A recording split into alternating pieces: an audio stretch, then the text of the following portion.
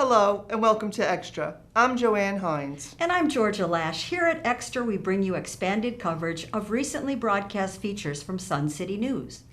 Our Sun City TV cameras were rolling, and we got a lot packed into this month's show.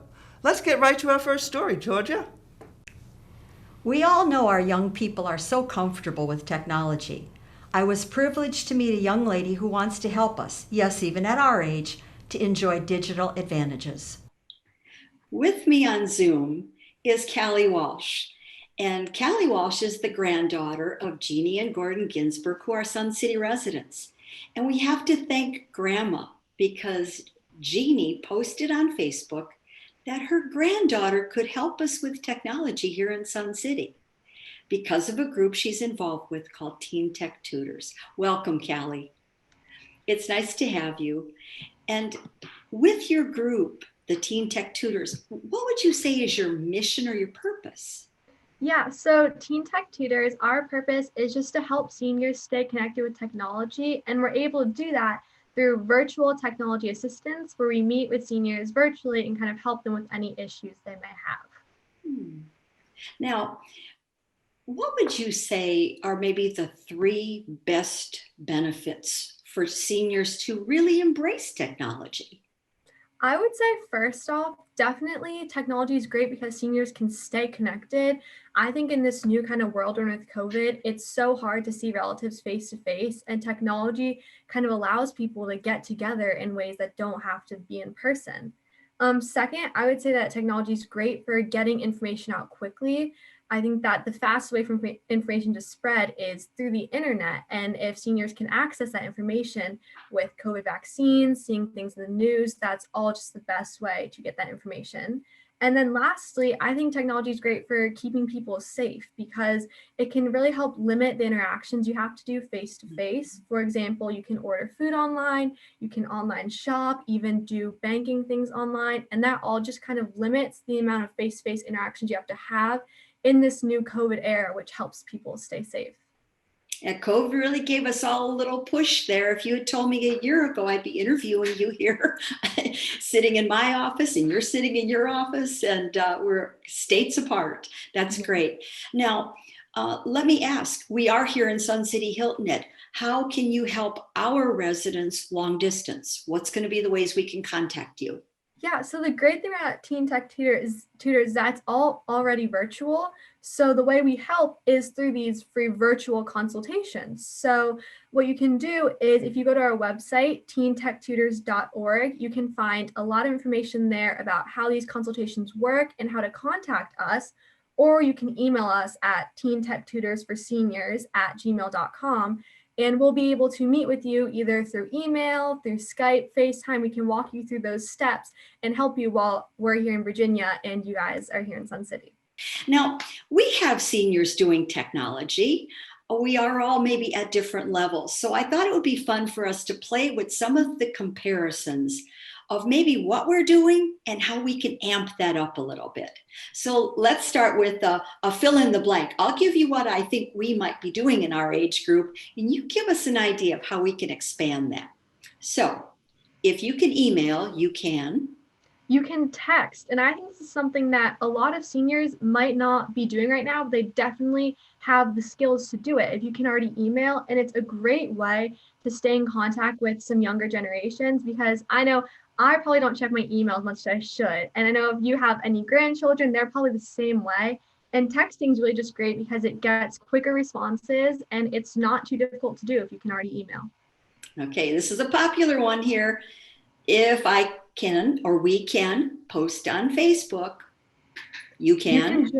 You can join your neighborhood social media groups, which is something that I know is huge for my grandma when I kind of worked her through it. She's a member of a Sun City residents group, and it was great for her because I remember one time she needed a handyman, and we were kind of like trying to look for one, and we posted to the group, and within a couple minutes, she had her handyman. So I think if you're already on Facebook, you can connect with these groups, and then you're just connected to all these neighborhood people who can help you out. Okay, one more. If you can check your bank balance online, you can. You can actually pay your bills online. So if you're already checking that balance, you can set it up to pay your bills automatically, which is great because it's one less thing that you have to like worry about on your day-to-day life.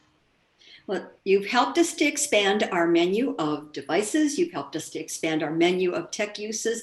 And I hope that we'll take advantage of your service. And I cannot tell you how many admiring compliments you've already been given here in Sun City when I told people I would be doing this interview. So thank you for joining us today. Please check in with us. Let us know what's going on. And much luck to you in your future. I will. Thank you for having me. You've certainly paved the way for a very good one. Take care. What an inspiring young lady. We can learn a lot from those teens. And we can learn a lot from our neighbors. Recently, the Aviary neighborhood staged a street fair to teach us lessons that will help our environment. We are in the midst of the pilot program of the 4 Hours Neighborhood Challenge, just about ready to be completed in April. And we are looking at Aviary's neighborhood, giving their neighbors tips on how to use those 4 hours. That's it. Okay, we got the recycling, the reducing, the reusing, and the replacing. So remember, it's a triangle, and it starts with reducing what you're using. So instead of buying paper towels, you buy 2 of these rolls for $9.99 from Amazon. They're paper, but they last. This has been washed a year. And this will last for 2 years and cost you $9.99 instead of all those paper towels.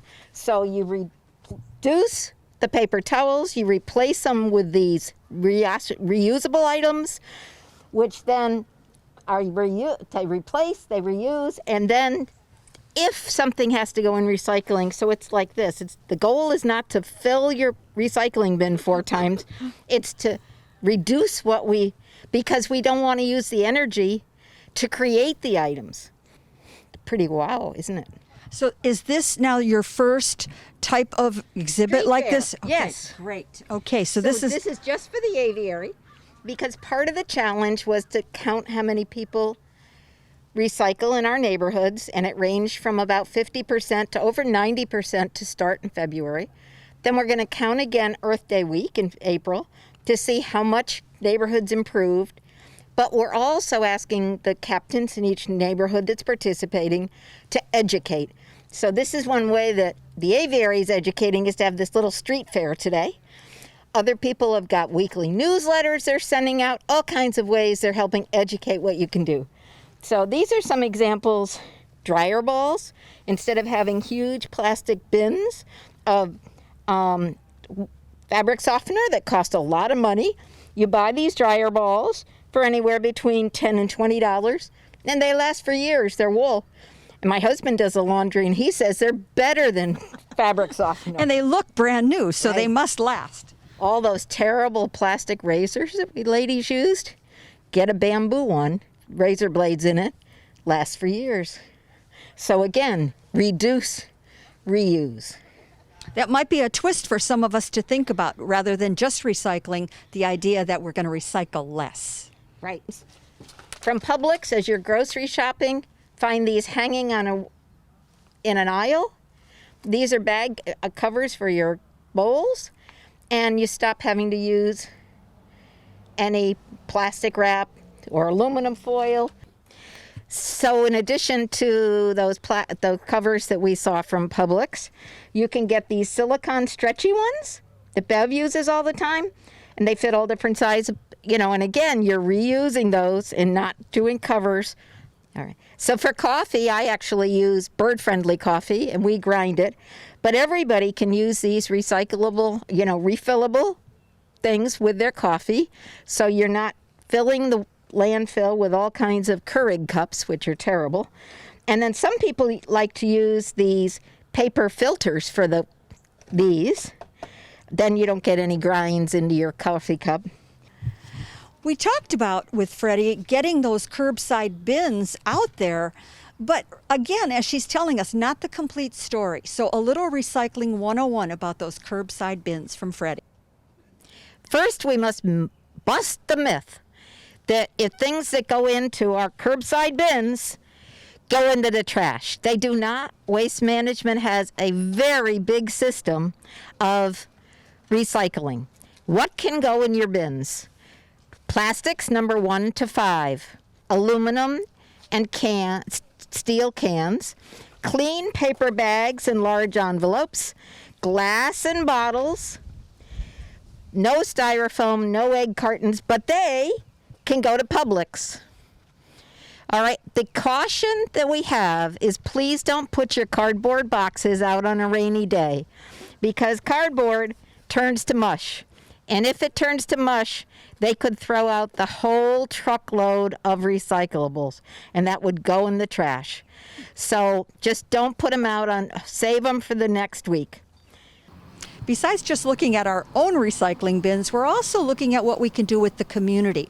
What's the purpose of the petition that you've got going today? We wanted to reach out to all of our neighbors here at Sun City to find out how many are interested in having recycled bins that really are recycled at all the public venues at Sun City. So we're soliciting all of our residents, and if there are a lot of us that are interested, then we will ask that recycling happens. And the interesting thing is that Waste Management won't charge Sun City anymore to have the recycling from all the public venues. It will require that the custodial staff, when they go to the pavilion, they get bags of recycling and they get bags of trash and they take it over to their central area.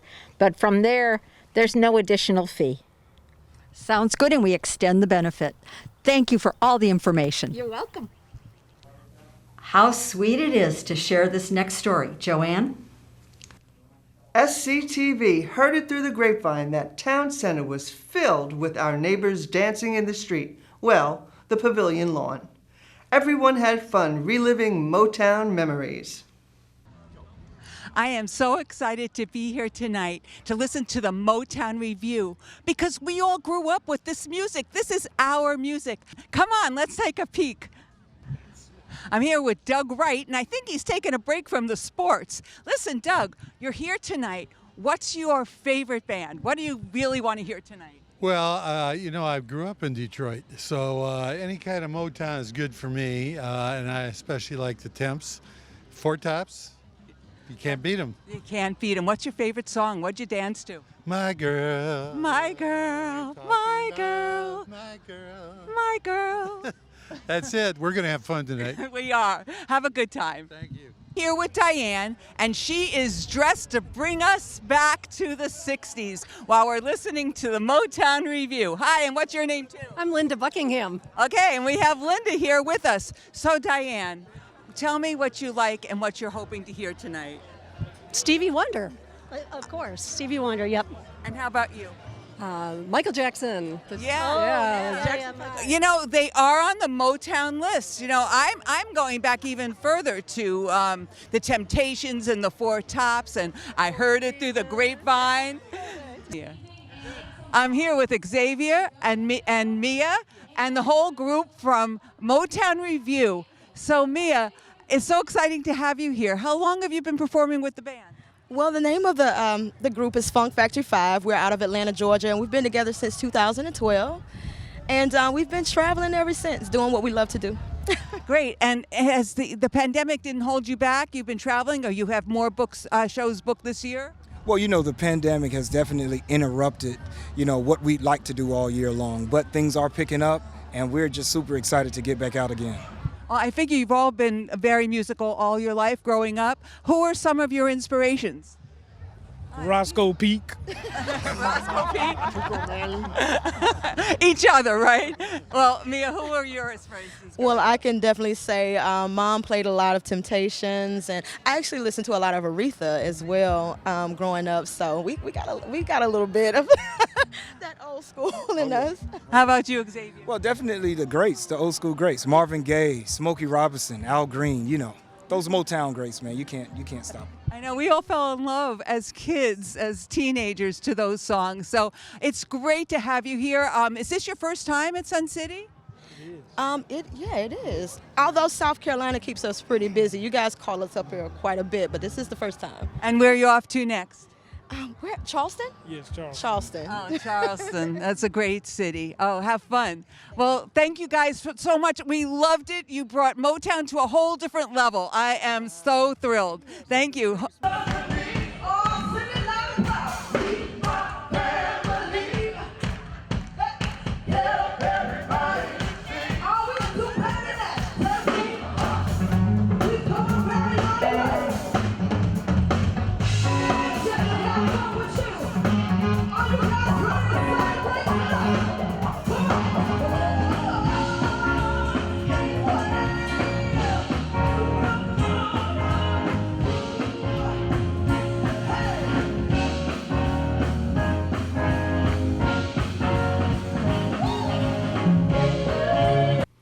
One of the best parts of Sun City TV is getting to join Sun City events. Georgia, you definitely had some fun with the Buckeye group. Buckeye families spent an afternoon at Lake Somerset to have a hopping good time. Let's take a look back at how the Buckeyes celebrated Easter. Did you know that Americans spend $2.5 billion on Easter candy? I bet our Buckeye group contributed to that amount because they're given a lot of sweet treats here today at their Buckeye Bunnies Easter egg hunt. Well, Easter Bunny, this is your busy time of year. Yes. What's the best part of your Easter Bunny job? Giving out candy and maybe eating a little bit of it myself. Well, then, how do you stay in such good shape? Exercise. Exercise. Do you do aerobics? Aerobics. Now, I noticed that you have a really nice, soft fur. What keeps it in such good shape on a windy day like today? Hairspray. Hairspray. Very good, very good. What would you like to say to everybody for the holiday? Everybody have a very, very happy and safe Easter. Elaine, it looks like you are the winner of the bonnet contest. How do you feel about this? Oh, I am thrilled. I am totally thrilled. Have you put a lot of work into this? Oh, yes, of course. And who was your inspiration for the design? Queen Elizabeth. Well, you've succeeded quite well. She always has a hat. You need your little purse. One of the best parts of this event and this weekend is we have so many grandchildren visiting, and I've got a special young lady here. Tell me your name. Quinn. And Quinn, you're how old? 8 years old. And you do live nearby Grandma and Grandpa, so you get to visit a little bit more. And you were having a hard time at the Easter egg hunt. Tell us why. Because I hurt my foot in ballet doing a split. Whoa, okay, well that's pretty tough stuff, doing all that split stuff. Well, thank you for coming. What was your favorite idea about Easter? What are you hoping the Easter Bunny brings you on Sunday? Candy and Reese's and eggs. Ooh, my favorite, Reese's. So you want some eggs as well? Yes. All right. Thank you for coming to visit us. Laura, you must be exhausted after planning so much for today's event. Give us the rundown. Well, it was a great event. We had a great, lovely day. We had an Easter egg hunt for the little kids, and then we had a costume contest and a Easter bonnet contest for the older folk. And I think everybody had a good time. We have lots of candies and prizes and a lot of fun. So it was hair-raising experience, but a lot of fun. And we're wishing you all a happy Jelly Bean Day, and hope you come to see the Buckeyes at another event. And thank you for coming out. Thank you for doing such an exceptional job. Thank you, Georgia. Bye-bye. It's a happy ending thanks to our Buckeye group. Now remember, contact SCTV to record your fun events. Let's finish with our rock-solid story. Sun City News anchor Norma Taylor met up with one of our talented residents, Giselle Rooney, whose creativity is a benefit in multiple ways. Well, I'm here with Sun City resident Giselle Rooney, and we all call her Gris. And Giselle has a unique talent. She not only paints rocks, but she also makes the rocks. Giselle, tell us a little bit how you started out doing this and what exactly you do. Okay. When COVID started and all of Sun City was closed, I did all the housework I could have done, organized everything, and then I had more time in my hands. I had seen rocks painted in Cape Cod when I went up there for a vacation, and I said, well, I can do that. So I started collecting regular rocks where I could find them. And there's not too many rocks in South Carolina because it's no river rocks and stuff like that, which are the best. So I started making my own. I bought these the molds, silicone molds, and I pour it in, and this is the rock that I would make. It's nice and smooth, very good for painting. Obviously, Hearts. That's Valentine's Day, and Yeah. this looks like it might be an Easter egg, rock, yes, right? Easter. And this one is a fully painted one, and obviously, as everyone knows, this is a 4-leaf clover for St. Patrick's Yes, Day. I had put all the rocks out for St. Patrick's, one in each court, and I guess people picked them up, and I don't know if they're still there or not. Gee, now why wouldn't you pick this up, especially if you're Irish, right? That's true. No, Gris, obviously you're an artist, because not everybody can do this, even though you said they can. I said, no, I can't. And you're doing things now for Easter. I'm doing things for Easter. Here's one of the bunnies. This is already done. And I also, because I bought some, a guy was selling cuttle bones. They're used for parakeets to chew on. I decided I would try it, and I started this one. I haven't finished it yet. So I do really easy ones, and I do intricate ones. And I have a little rock garden outside, which I call it a rock gallery instead of an art gallery. So anybody who like to bring their grandkids or they're walking around Riverbend, they can come and see them. Okay. And then, Griselle, what do you do? Sometimes people ask you to make rocks for them, for their grandkids or just for them or for whatever. And I understand you do something with that money. I just take donations. I do not charge for what I make here, or I don't charge the ladies that come. This is just a group of ladies that sit together every Sunday, and we paint rocks and gossip. Mm-hmm. But so I had $350 in my donation fund, and when self-help, what is it? Bluffton Self-Help? No, Joellen Bittner put out that she was collecting money for the Bluffton Self-Help. I immediately took half of the money and donated $175 to the Bluffton Self-Help, and I donated $175 to Dana-Farber Cancer Institute in Boston, because my sister unfortunately passed, but she had cancer, so that's in her name. I also have given a rock to Staying Connected, that I made for their auction that's coming up in April. That's right. But I'm also giving our lesson for anybody that wants, and a custom rock. I gave those 3. I also made rock for Habitat for Humanity, a big one for the front of the house for the person that's moving into the house. And you don't take out any money for all the materials that you use. No, this is my hobby. It's not, I do the other as a, if somebody, because of charity, that's all I do it. So this is all hobby.